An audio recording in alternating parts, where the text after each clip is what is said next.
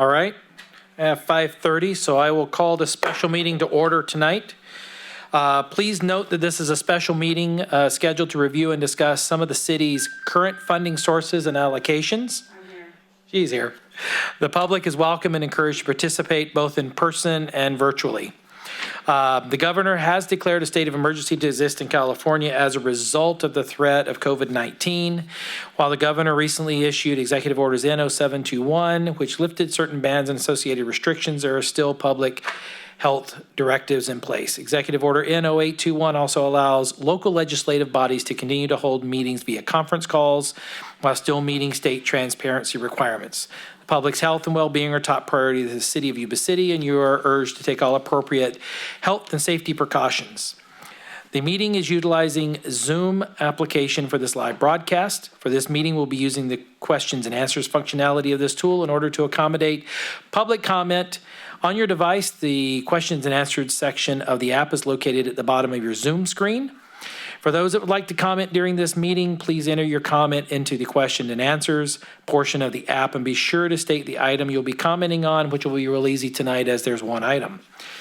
Members of the public may address the City Council concerning any item that has been described in the notice of this meeting. Can I have roll call, please? Mayor Shaw. Here. Vice Mayor Kirchner. Here. Councilmember Boomgarden. Here. Councilmember Espandola. Here. Councilmember Harris. Here. All right. Tonight, listed on the agenda, it actually says two items, but they will actually be one and the same. We will start with the funding workshop presentation by our finance director, Mr. Spencer Morrison. And at the conclusion of that, we will have questions and comments from the council and public, either in attendance or online. So, Mr. Morrison, you have the floor, my friend. Good evening, Mayor, members of the council. Tonight, I will be giving you a review of all the COVID-related funding that the city has received or is anticipating.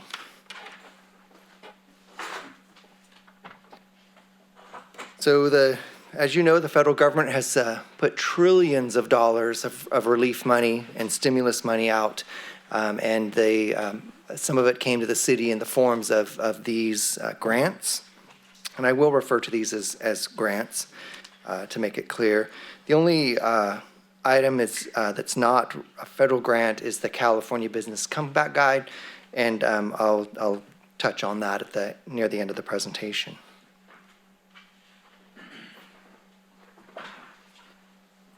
So the first monies that the city received were the CARES Act, which is the Coronavirus Aid, Relief, and Economic Security Act. March 27th, it was enacted of 2020 for $2.2 trillion. It really blew our hair back. Yeah, that's a big number. What it was to be used for is public health costs, PPE, telework capabilities, public safety payroll, and different COVID compliance. The city received just under $870,000, and the U.S. Treasury sent the funding through the state of California. So this was the first go at federal stimulus to the local government, and so they sent it to the states through the state capitals. And what that did in California is it just added a lot of complexity to it on the reporting side and on the requirements, and the state added their own twist on the eligible uses. And so it really became obvious early that the administrative convenience option was going to be our best option. And what that was is the federal government built in this administrative convenience option. If you're going to use the funds to cover police and fire or public safety salary and benefits, that it came with very, very little reporting requirement and backup documentation. And so with the complexities that were introduced by the state, the city chose to do this. And we brought a staff report to council on July 21st, 2020, agenda item 12 for reference, where we brought this option before you. Council approved using the monies in this way. And so I want to be clear, because we still, now and again, I hear a reference to CARES Act. So the CARES Act funding was used in its totality. So it's not, we don't have CARES Act, this $870,000 still out there to use. It was used to cover public safety salaries and benefits, and it reimbursed the general fund. So in the sense that it's that we refer to it, it got rolled up into fund balance that fiscal year. And so it's just part of fund balance. And all the reporting requirements are satisfied. I think I had to report to the federal government about 3 times on this telling them that it was final, and now it's final. Any questions on CARES Act before I go forward? This one sometimes is a little confusing. Okay. CDBG CV was another that came through. CDBG is a familiar grant for us because we use it for out of Ben's shop, out of Department Head Moody's shop for community development block grant. We use it for ADA improvements to city sidewalks. We use it for helping some of the really valuable nonprofits in town to operate. And this is just an iteration of that through housing and urban development.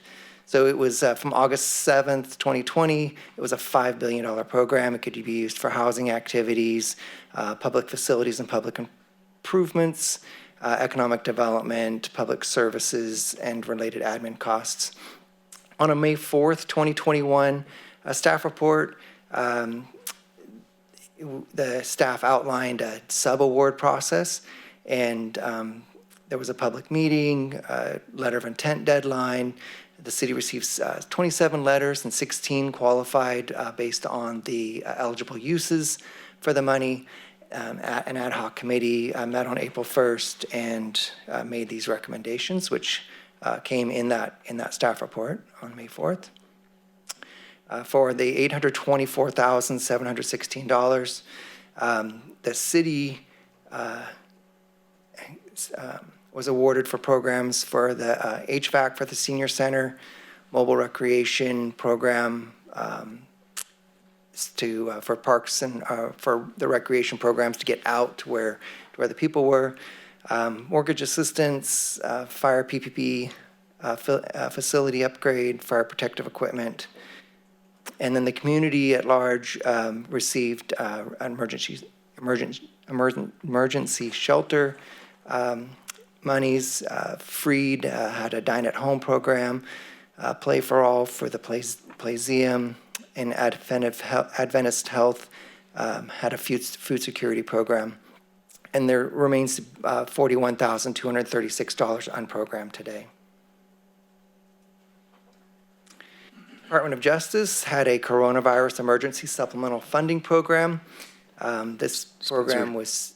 Oh, Can you go back a slide? of course. Maybe. Yes. So through the mayor, through the free dine at home program, have we received any feedback on status of that program? Was it implemented? Was it successful? Was it not successful? Is it still in progress? Do you know? I don't know, but I'm going to defer to Ben Moody. I will follow up. And so, you know, as this was just coming up, I was checking because I know the mortgage assistance program has been a hot subject in trying to figure out the status of them. Some have been faster than the others. I have not heard Freed bill us yet, so my anticipation, it hasn't moved very far, but I'll give a status update for the council. So I know that there's a time certain for those funds, if I remember correctly from the ad hoc meeting, that if they weren't used, then something happened to them. I don't remember what that was, to be honest. So once it was approved by the council, it went to the HUD to basically approve it. And then from there, logistically, we have an interagency, we have an agreement, a sub-agreement with Freed. They enter into that. And then they have 3 years, I believe it's 3 years to process it from that time. And so, but I'll definitely follow up. And when I follow up, I'll confirm on all of the projects. Not that you don't have anything to do, but it'd be interesting to know about Adventist's program as well. I'll give a general update. That'd be great. Thanks. Okay. Thank you. Pleasure. So DOJ put out $850 million in April of 2020. And it was eligible to be used for overtime for public safety equipment, personal protective equipment, hiring, training, travel, and jail expenses. City was awarded $56,000, and police and fire have purchased 2 ozone responder vehicle sanitizers. I believe that was for the police department, and 2 respirator fit tester kits. And there's about $2,800, almost $2,900 remaining. Through the mayor, can you go back one slide? Yes. Would this be able to be funneled towards any kind of emergency or disaster preparedness funding? No. The No, police that- chief doesn't believe so. It's specific to COVID-related stuff, and I could check into it, but it's primarily for that, for PPE stuff or overtime expenses.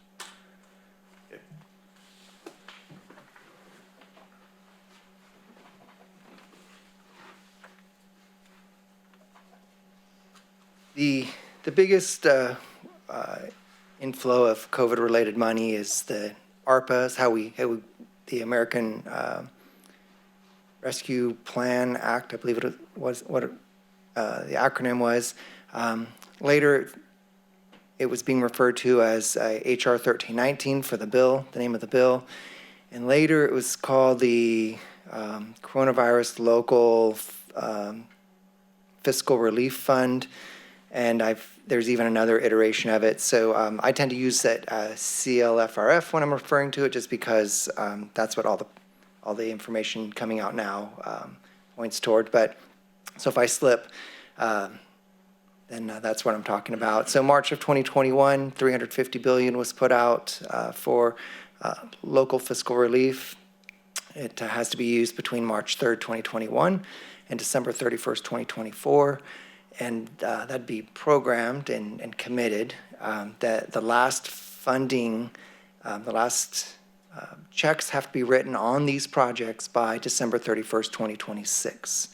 So when we're talking about very large public works projects, those are slow to get rolling and sometimes take a long time to before that last check is written. Sometimes sometime after the last bit of work is done. So that's going to be the most. That's going to be a one to watch for sure. The uses were to be supporting public health response, address negative economic impacts, replace public sector revenue loss, premium pay for essential workers, water and sewer infrastructure, broadband infrastructure, and equity-focused services. They were very clear that we cannot use the money to offset any changes that we make in response to COVID that reduce net tax revenues. I never have heard a very clear example of what that would be, but I don't think that would apply to us in any sense of the word. And then extraordinary payments into pension funds. So these additional discretionary payments that we do are forbidden. The city will receive in the end $15.6 million. It's coming in 2 installments. We received the first installment in May of 2021. Second installment will come in May of 2022. And so far, council has approved through either the budget or staff report $6.2 million of this money, creation of an emergency operations plan, improving the online meetings in the council chambers here, a business liaison position in development services. Fire records management software just came before you last meeting. The police evidence storage building was approved in the capital improvement project budget. There's $1.3 million that council approved to go toward the new park on Harder. Sewer trunk line extensions. And the the executive team for the city has identified other uses that, other recommendations, but they have not been approved by council. Cybersecurity improvements and upgrades, payroll software, Fire Station 2 improvements, Police Department K-9, Yuba City, Keep Yuba City Clean campaign, Fire Department CERT, water treatment plant electrical, Plymouth Street downtown features, additional funding for police storage building, Fire Station 4 training ground improvement, and I think I have an extra line in there. So the police storage building would be additional $400K, not the $191,000. Total identified to be spent or recommended to be spent is approximately 12.1 million out of the 15.6. So sometimes a question comes up: what do we do? We have some priorities that may not fit really neatly into the eligible uses or guidelines. One of the eligible uses is revenue loss, and in the final rule on the eligible uses and on the program, U.S. Treasury says that cities our size can just assume a revenue loss of 10 million. Before the final rule, during the interim rule periods, we had a very large spreadsheet that was complicated, and it used straight line projection of our revenues from 2 years prior to the start of the pandemic through the pandemic for the next 3 years. And it was questionable whether, which revenues we could count, which revenues we couldn't count. So again, the federal government just went straight to administrative convenience and said, for the cities the size of Yuba City, you can assume up to 10 million in revenue loss, which then that whatever monies we claim under revenue loss, again, basically reimburse the city coffers for revenue, whether it be wastewater, sewer, general fund revenue, and then that money becomes at the discretion of the council. Just right away. And so some of these other uses that the water and wastewater infrastructure, the 4 million that Diana brought before you, easy. Fits right into a category nice and neatly, super simply. But some of these other uses may not fit into one of the designated categories that the U.S. Treasury put out with this bill.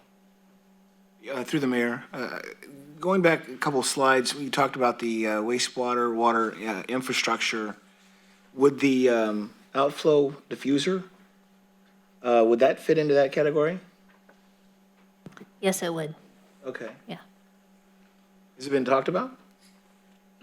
Not at this stage, only because we have some other, priority projects, as well as the timing for the construction of that one may not fit necessarily within this timeline. Okay. Because what you said earlier is the checks have got to be signed by 2026? That's right. Okay. All right, thank you. And at the end of 2026. So that outfall diffuser is also quite a large project. This would just be a portion. 15.6 and the entire 15.6 million would be about a quarter by last estimation. About half. About half. Okay, about half. Mr. Morrison? Yes, sir. Follow-up question. Would the ability to qualify and transfer 10 million as our realized or recognized hardship and have that discretion, is there additional tracking that 10 million has to be spent by 2026, or does it just become part of the general fund? Because looking for the justification across there, can you further explain that one? Yeah, sure. So I'll go back to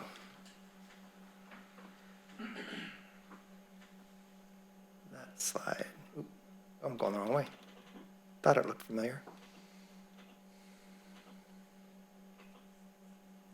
So the 10 million just becomes basically same as general fund money. So it's at your discretion, and it no longer has those timelines attached to it, because the use, as far as the federal government is concerned, is revenue loss recovery. So we're making an assumption that we had revenue loss, and they do not, it does not matter to the federal government by this rule whether or not we had $10 million of revenue loss, or city of Wheatland or city of Sacramento, well, they're not going to fall under that. But it really, a lot of that goes away. A lot of those requirements go away. What doesn't go away is that this money will continue to be colored as ARPA money. And so what will be tracked is what do we spend it on? We need to spend it on regular governmental costs. So regular governmental activities. So again, we can't just go and pay off pension debt, pension unfunded liability. So there's still some of those restrictions, but there's a lot fewer restrictions, and it's a lot more open on what we spend it on. I'm sorry, it specifically says you can't do that? On the pension liability? Yes. Okay. Mr. Morrison, you're hitting on the question that I was trying to convey, but I'm not sure I wasn't quite clear. Bullet 1 says according to the guidelines, we can have a recognized revenue loss of 10 million. We transfer that to the to the general fund. Okay. The next one says it must be for typical municipal costs. So I'm just trying to wrap my head around this. So where does it's still earmarked? Couldn't we say that all the normal and necessary expenses for municipality for 2021, 2022, or 2022, 2023 was paid for out of this, and therefore reporting done, ARPA color is gone. So I am following along in this, correct? You are, other than that typical municipal cost has some small caveats. We have to say that this is something we would normally spend money on. This is something that's typical. It doesn't have to be COVID response related, but it can't be paying down the pension UAL. If we look at our budget and you go into just the normal cost of public safety and water and wastewater and road maintenance, we're gonna hit $10 million real quick. So, Yes. huh? Oh, yes. In fact, you don't quite have $10 million left of the 15.6. Right. But you could say the remaining, I can't remember, the remaining 5.5 million or whatever it is, you could say, we're just taking that whole thing as revenue loss, and then you have discretion on how you want to spend those funds. And that's kind of what I was trying to follow the bouncing ball here to get us out of not the fiduciary responsibility of doing what's right with these funds, but how do we get the color of the ARPA funds off of this to where it's just programmed money, even though it's one-time money, to where we're using it and we're definitely not tied into that 2026. So thank you. So through the mayor, Spencer, if you could go back to the slide for the funds that have already been allocated. So next slide, forward. So like for instance, the new park on Harder, that 1.3 million, that's not an eligible use. That's specifically designated under ARPA. So that would need to come out of the $10 million of revenue loss, correct, Spencer? Yes, that would be a better use for that. That's correct. So there's some of these things on here that would need to come off the top of that $10 million that we've already allocated. Through the mayor, is there, can you go back to the 10 million resignation, please? Oops, going the wrong way. Big button. No, there you go. Almost there. So, how do we, is there something that we have to notify the US Treasury that we are going to, take that 10 million as a revenue loss, So we notify them, and then it would be easier for me to track which are under that group of money and then under the other, and recognizing that unfunded liability is not allowed to utilize in either bucket of the monies, right? Where that 10 million that you were just mentioning about the park, I think other parks may have some other needs as well that could be utilized under that $10 million. That gives us the flexibility, as I see it, the flexibility to utilize some of those monies that are not as restrictive. So I guess one is, do we notify them, and then what's going to be the typical reporting on that 10 million compared to whatever the 5.5 plus that we would continue under the other regulatory requirements? Sure. So to answer the first part is about the reporting of, or informing the U.S. Treasury. Once a quarter, I do a report on this money. I report electronically to them. They have a form. It's actually quite nice considering, and easy to use considering. And so I will have to, there's 4 categories that I'm reporting to them on, and I have to report funding in each of those 4 categories. And so this category, there's one category is revenue loss. And so I will have to designate revenue loss. I'm holding off on doing that because once I designate that as revenue loss in this quarter, I can't undo that. They won't let me take it back. And so I'm waiting to designate that until we're absolutely sure how much of that we want to use, how much we need to use. When we have like the $4 million project for the sewer trunk lines, that takes our, now that fits so neatly into a category, I'm only having to worry about, $1.6 million, right? The difference between the 10 and the 15.6 and the 4 million. So I'm making sure that I can categorize all the things that do fit neatly into one of the acceptable categories before I say how much of that revenue loss we're going to take. But we can definitely plan for it, and we have been planning for it, and that's why I didn't just jump right out of the gate and say, we're taking this much, because former city manager Vaughn and we talked about it quite often, and I was just kind of holding off, waiting to understand what the plan was and what the council's desire is. I'm glad you held off so we can further dissect what needs to go in which bucket of that money and how you report that. It's good to know that once you designate it, you can't take it back. Right. So then, and sometimes these rules keep changing and the flow of those decisions, and that makes it really harder on us, as the federal government or U.S. Treasury changes, their thoughts on how these monies can be expended. So I think what would help me visually understand better is how, when we get to that threshold of 10 million or what have you, what are the proposed items under that? And then the remaining acceptable required kind of projects that we've already designated and what we potentially could still be, our priorities and needs. Mr. Morrison, rolling back, there was something you said a while ago. Want to take a look at, and I realize the E-team worked on priorities, but you made the comment about almost all of it's been programmed, and maybe I misheard, but we've only programmed a certain amount thus far. Everything else is still recommendations from E-team. So what have we truly programmed to this point that is actually committed and spent? So the $6.2 million that follow on this slide and the next one. So the emergency operations plan, it was designated as, I can't remember if that was a staff report or part of the budget. I think that was part of the budget. The Chambers AV for $250,000, that was part of the CIP budget. Oops, wrong way.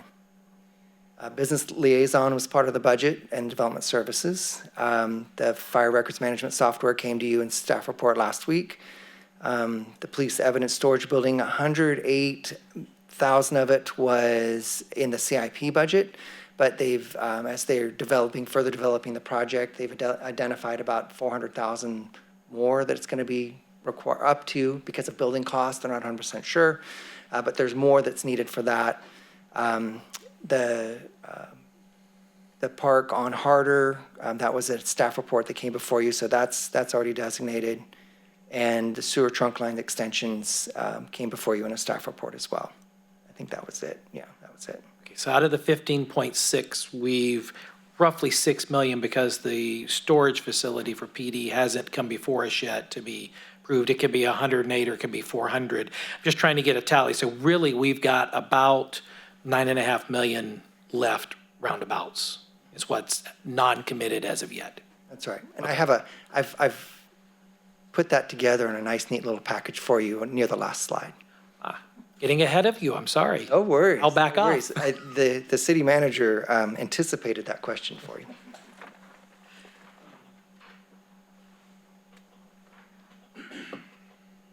How are we feeling on revenue loss? Nods? And okay? Oh, there we go. I was going to wait to the end, but I might as well ask it now. Sure. So it sounds to me like the $4 million sewer trunk line is part of the $10 million, correct? It is not. That one is there's a designation, one of the four major categories is water and sewer infrastructure. I asked then, what has been designated into revenue loss as of today? That is exactly what Councilwoman Espandola was asking for, so I don't have it broken down in that way. But I can easily do that. So Spencer, going back to the slide that shows what's been allocated.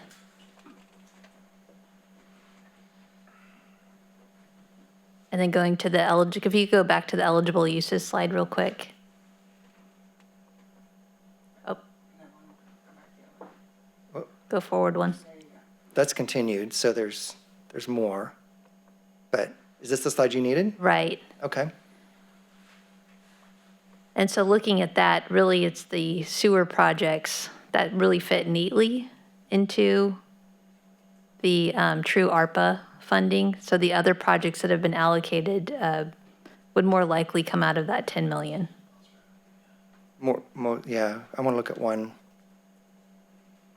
more. So the buildings for some of the fire stuff could be potentially. It's a little gray. But yeah, for the most part, you have revenue loss on this slide and water and sewer infrastructure on this slide. So those are the for sure categories. And then the business liaison person, we'd have to determine whether or not that fits into the, if you could go to the previous slide, Spencer. The address negative economic impacts. Yeah.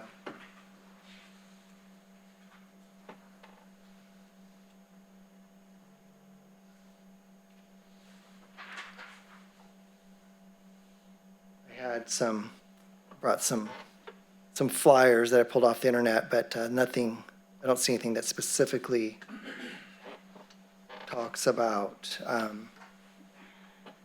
that would fit that in there, but that absolutely could be.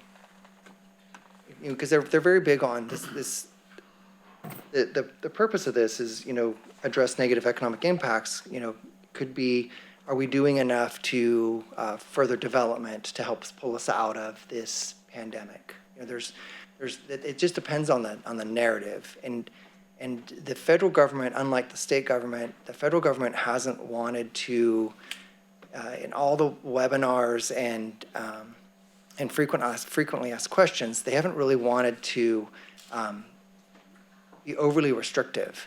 And so I'm not trying to be cagey, but it's sort of like working with FEMA. It really has to do with the narrative. And as long as you can provide a good narrative to support negative economic impacts, then that position might fit in there nicely. And so we haven't been there yet, and so I haven't reached out to the feds to ask that specific question. I do have access to the U.S. Treasury. They do have an email hotline where you can ask questions and they can get back to you. And then we also have the California Society of Municipal Finance Officers, which will also is a good resource where we can ask, what do you know, what have you found out? Because we are talking to each other. So again, I'm a bit confused. It's normal for a person of my advanced age. 2026 was mentioned, but I'm looking at 2024. What? So we have to program it by 2024, but we have until 2026 to write the last check. It must be, okay. So if you entered into a 2-year program or 2-year construction project in the fall of 2024, then it's programmed, and then you've committed it, and we've reported, I would have reported that we've committed it, but we have until 2026 to pay the last invoice.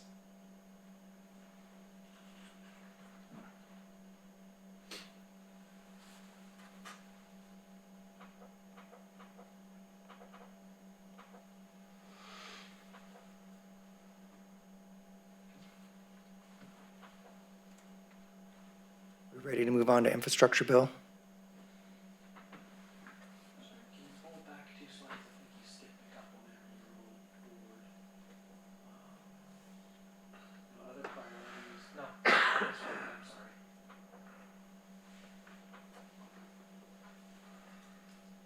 So the long-anticipated infrastructure bill was passed November 2021. It was another 1.2 trillion, maybe used for transportation, climate, energy, environment, broadband, cyber.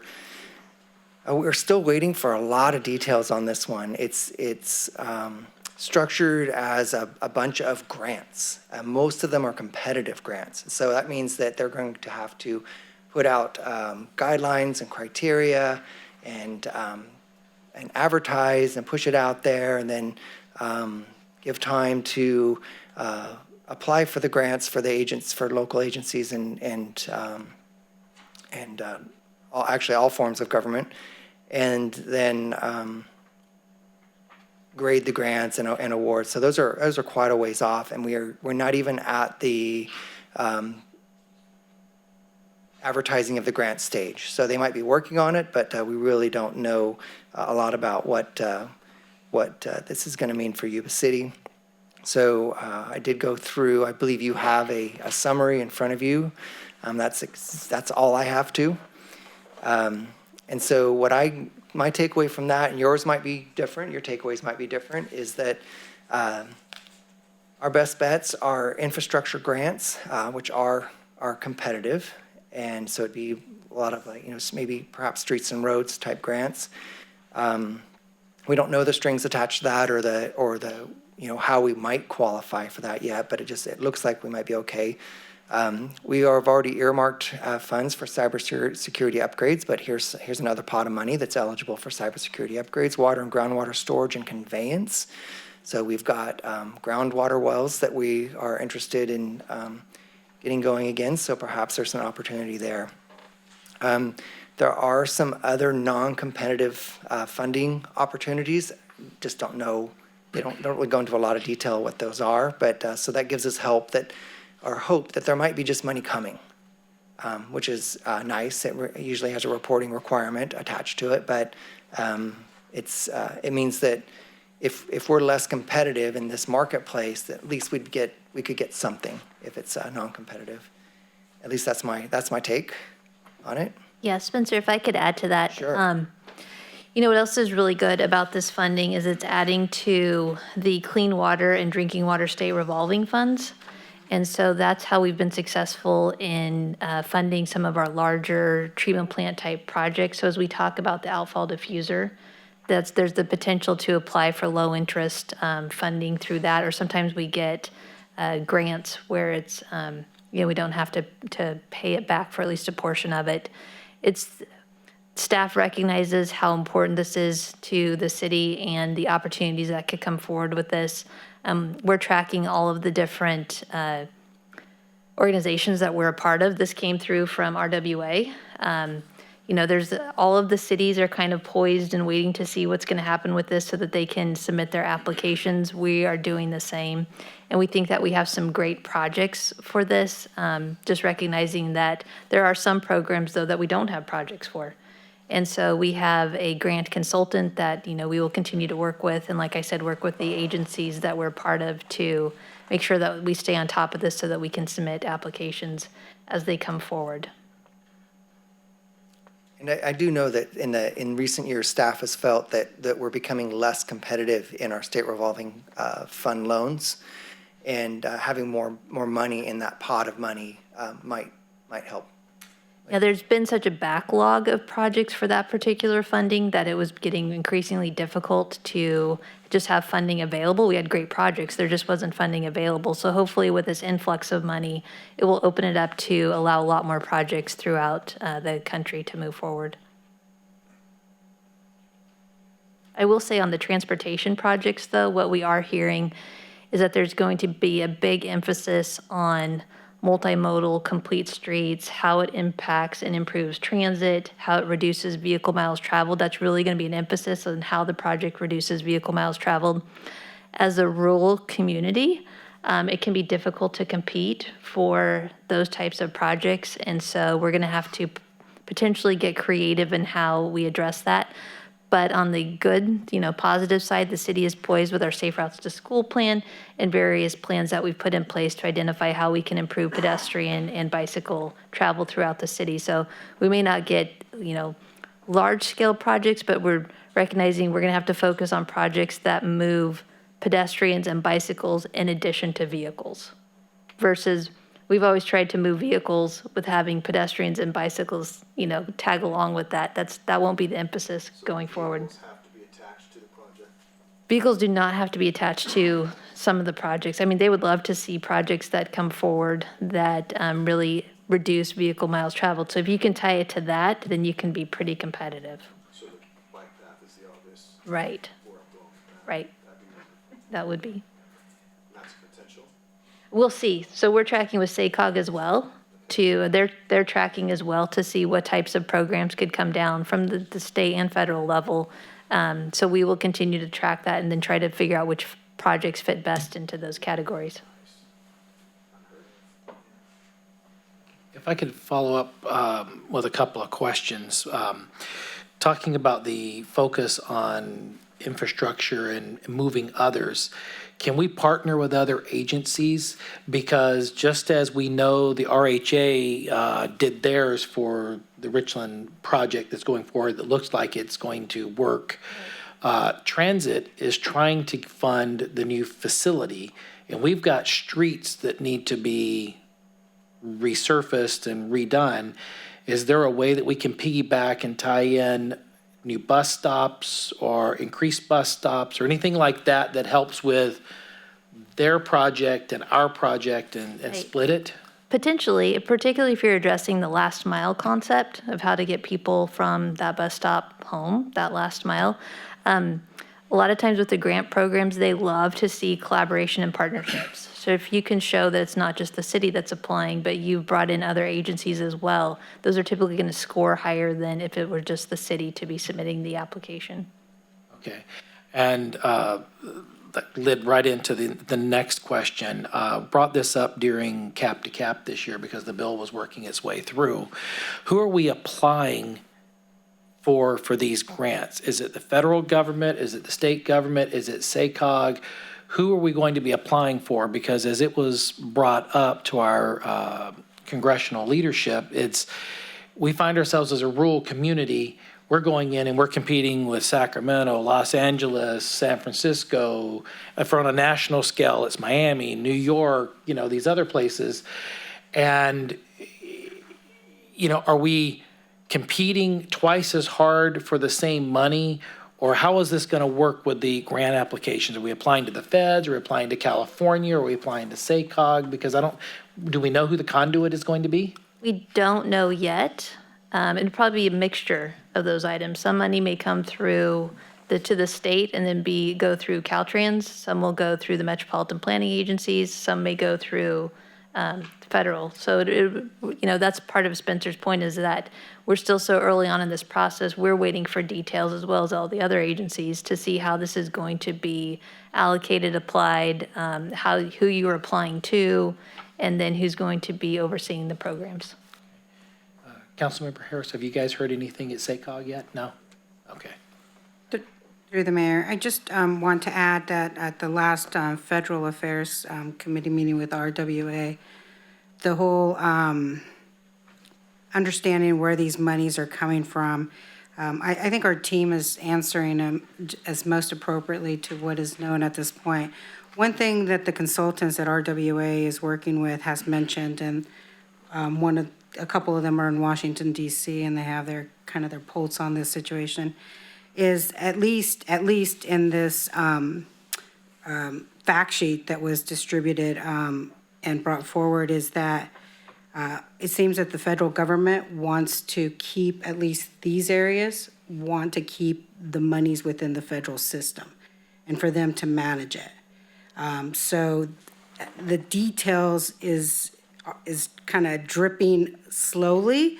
And we know that the federal government has a lot of inefficiencies in the way that it does certain things.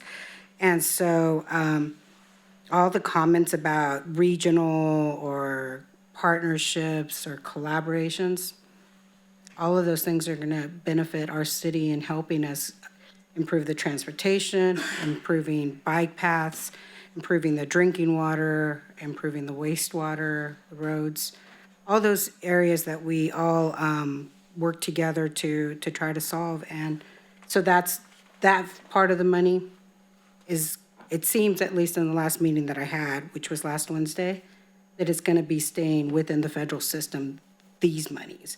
They're not distributing them out to the states. At least that was the word I got then. So Mayor, we do have a public comment, if it's appropriate to read it at this time. If you feel it is. Well, the reason I'm proposing to read it, it's from Johnny Burke, and he needs to leave. So he's participating in the meeting virtually, and he needs to leave. So I just want to read the comment before he signs off. He says, "Good evening, council. I am unable to stay on until the public comment portion. His daughter has softball tryouts. This is Johnny Burke with the Sutter Yuba Homeless Consortium. If there is any possibility for funding to go toward affordable housing options, I would very much like work with the council and city manager to find good uses. Thank you." And then he provides his contact information. And then he says, "Thank you so much for your time." All right, thank you, Johnny. I was just going to follow up, and the reason my question was, who was we applying for? Hasn't been in all cases, but we've seen through grant programs that it's not the partners that we deal with, like SACOG and stuff, but we've seen it at the state level, funds getting diverted to other areas of the state versus us. And myself, I prefer to apply at the federal level, if at all possible, to keep that second layer out. So that was the reason I was asking, so. Yeah, through the mayor, I think we have opportunities in both. I really do. Because there's already, at least with the Regional Water Authority, there's designation of 219 where there's monies already designated specifically to agencies that have been working on trying to bring in some of these monies. And it takes a long time, especially when the federal system, FEMA or the Corp are leading the discussion, and to try to change those rules by adding Yuba City as, hey, we should get a little piece of that too. It can be challenging, but I think that the conversation from all of us being brought up in various committees and work that we do, I think that just strengthens that. And I do agree that we target federal, and yet the state local ones, we have been successful in some of the state, local, other projects, except it's always been with a collaboration and working with local electeds and state electeds to help us get there, so.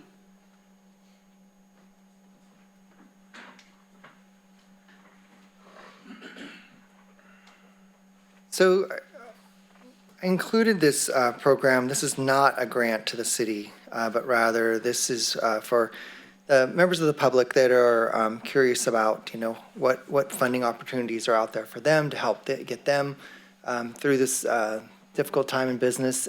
This GoBiz, the California Business Comeback Guide, was from last summer. And it's the state of California's initiative to, through agencies like iBank, the Film Commission, Small Business Advocate, to provide opportunity and promise zones. There's a Future of Work Commission, and then the Travel and Tourism focused Visit California program. It's really intended to help businesses ID relevant new and existing state funding. These are for-profit businesses, not nonprofit, from what I understand. Business development and support, employment and workforce help, assistance with equipment and machinery acquisition, financing and startup support, which is huge right now, and assistance with power and utilities for businesses that might be struggling. So there is a program out there. It's my understanding is it's been kicked off pretty recently. I wish they had a nice and easy web address that I could just throw up on the screen, but it was ridiculously long. So I did take down the Twitter handle. It's the @CAGoBiz, California Go Biz. So if you want more information, I encourage you to look. Be persistent if you're out there listening and you want to go try to find this resource. The California Business Comeback Guide link that I got by Googling those words was broken. So I just had to be persistent and find it another way. So good luck to you. But it sounds like there could be some good stuff there. And then my second to last slide is just really a summary of the different grant amounts, the amount we've used, and what's remaining. I guess I didn't total it all up for you all nice and neatly, but it's somewhere around 9.4 million.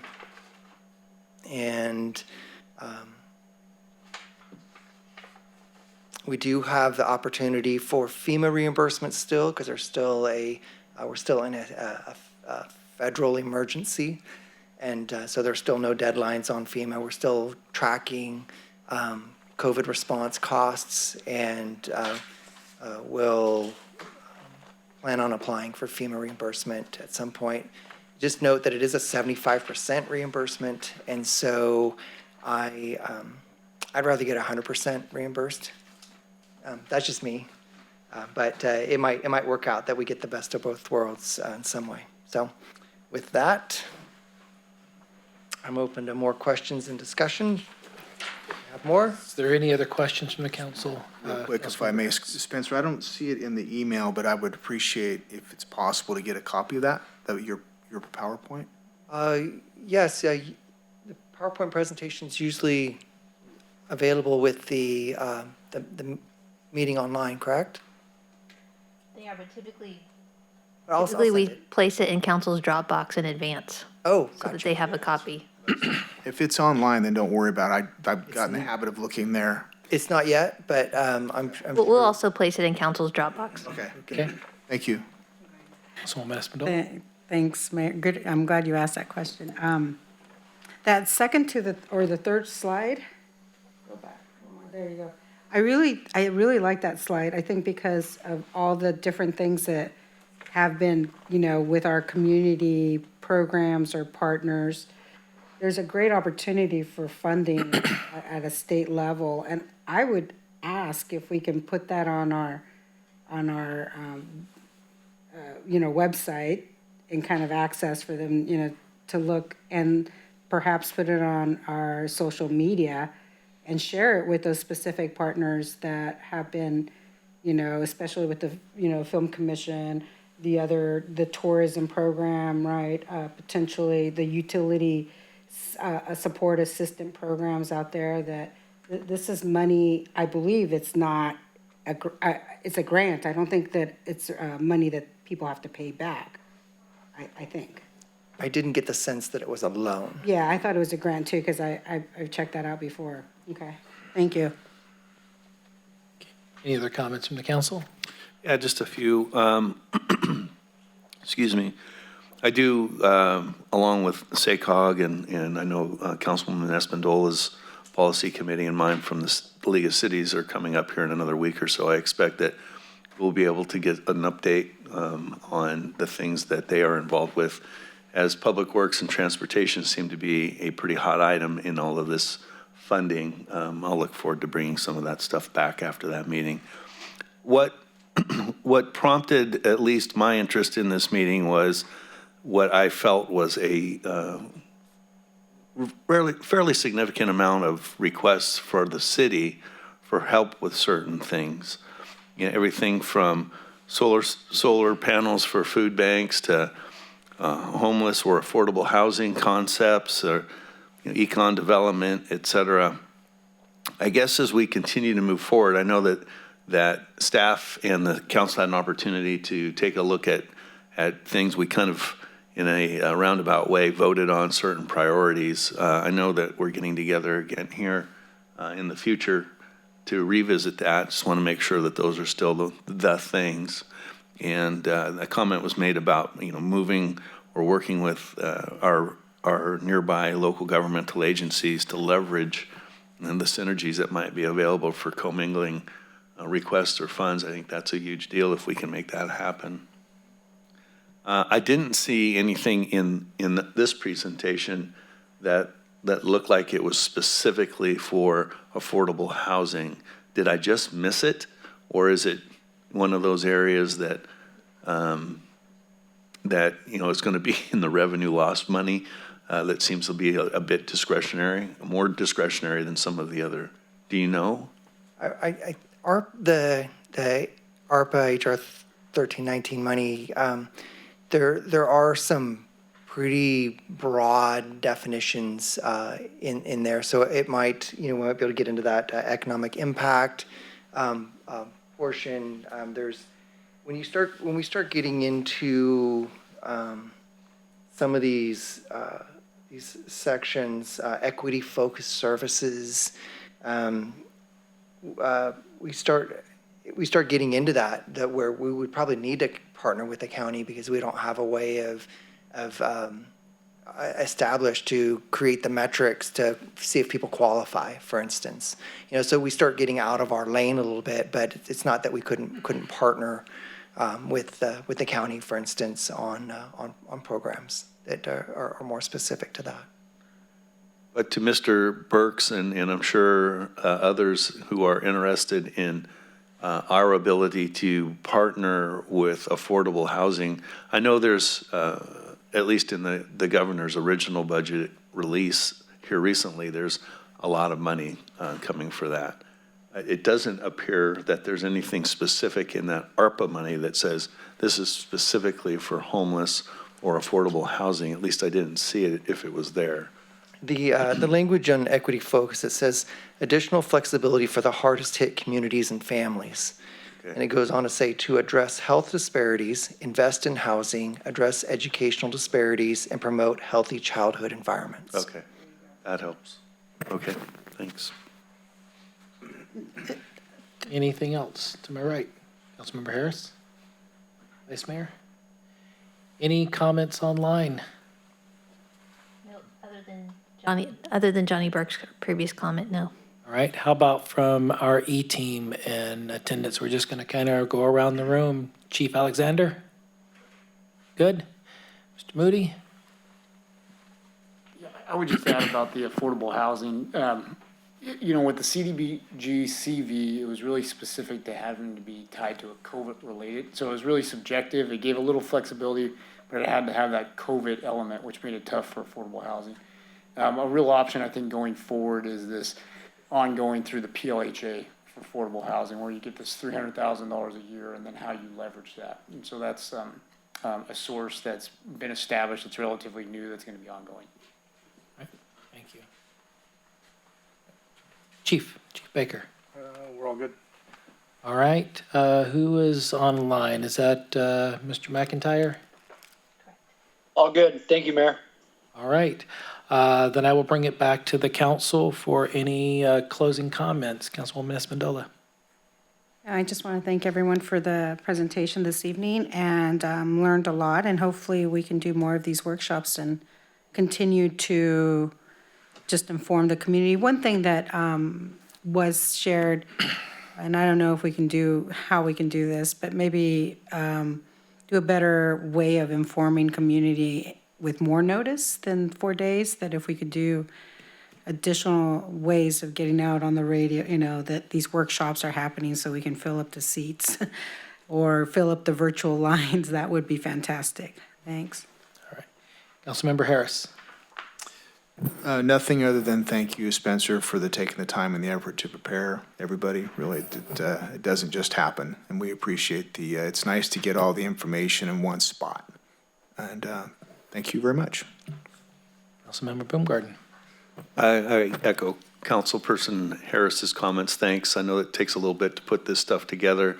It sounds like the city staff is poised and ready when this stuff starts to open up, and it sounds like it will be in short order. It's nice to know, I'm going to call them shovel-ready projects, but they're more than shovels, I'm sure, that there's some things that we're ready to go with, and also the fact I learned tonight that, we have the services of some folks that might help us with the grants. I think that's always gives a little bit of help. So worth the money. Thank you. Vice Mayor. Through the mayor. Once again, thank you, Spencer, for all your hard work and time that went into this. Thank you. All right. Mr. Morrison, any final comments before I close this out with my comments? No, thank you for having me this evening. All right. Thank you for putting together everything. We've had a lot of these questions on our plates for many months now, and I see a lot of opportunities. I see, with our budget ad hoc committee, with looking at these, how that's going to affect next year's budget with some suggestions. There's still a lot to come before the council. I'm looking forward to the work that we have ahead of us. So hopefully this helped clarify, as Councilmember Baumgarten was alluding to. We've had a lot of requests for a lot of things, as people thought we basically hit the lotto. We hit the lottery. We hit the ATM with no strings attached. But as you can see, there's a lot of strings attached to this. And at the end of the day, we've got the awesome responsibility of taking care of about 70,000 people in our community. So I want to thank everyone for all their hard work that they've put in, and hopefully everybody's got a better understanding. And Ms. Langley, do you have any final comments yourself? The only final comment that I would say is if there are, nonprofits or agencies that are looking to submit a request to City Council for consideration, we are going to be going into our budget process within the next few weeks. And the Budget Ad Hoc Committee would most likely be meeting around the April timeframe, Spencer, to review requests. And so, if there are individuals that are looking to submit requests, they need to get their information together, start doing that now, and develop comprehensive packages that explain what the request is for and why, so that the Budget Ad Hoc Committee can review and then the City Council can review as well. Even though our budget doesn't go into effect until July 1st, we start very early on with developing the budget, and so we would need those. I would recommend to submit by end of February if possible, so that we can make sure that we are, able to review all requests. All right, thank you. And if I can put Mr. Moody on the spot, because that triggered a second thought, CDBG would be coming up in the next few months as well. Am I correct, Mr. Moody? Correct. And so we just talked about the NOFA, so the release for the notice is planned to go out in February and then reviewed over March. And so we've sent some preliminary emails out. And so it'd be real similar to last year with just the CDBG money, so the $600,000+. So that's going out soon. All righty, thank you. So with that, if there's no other comments, then Mr. Morrison, thank you and your team, and we will close out this meeting and be adjourned.